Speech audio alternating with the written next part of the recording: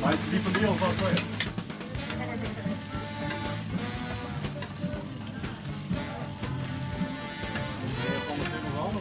Ja, hier soms. Op een gegeven moment had het zijn tot 1 september geen festivals, evenementen meer, grote evenementen meer, dus het is al je opblazen, al je lost.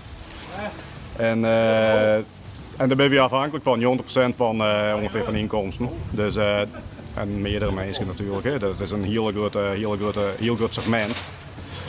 En dat valt met mij natuurlijk. Dus ik ben nog een beetje bezig. Ik ben blij dat er weer iets versoepeling binnen dat we een steen maaien. En dat doen we nou ook. En dan vond ik deze takeaway in de wedstrijd. Want de wedstrijd is altijd goed voor ons.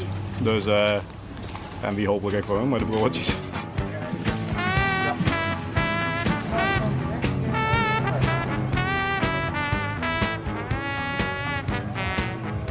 Ja, en je begint nog een ludieke actie, een ordelmeter juist. Ja. Ja, nog steeds, dus ik kan me nog steeds bestellen via de foodbrothers.nl webshop. Dat doen we erbij. Hè? Dan af en toe hebben we daar een order in en dat mensen dat bestellen. We hebben hele meters. Bedroegen die beginnen dat al wat te bestellen. Dat is een mooie wat tussen terug. Maar ja goed, echt mijn trucje op pa, dat is uw echte ding natuurlijk. Alleen die jasten, die sterke jerkjes binnen dat. Ja, die ben ik wel bot mogelijk.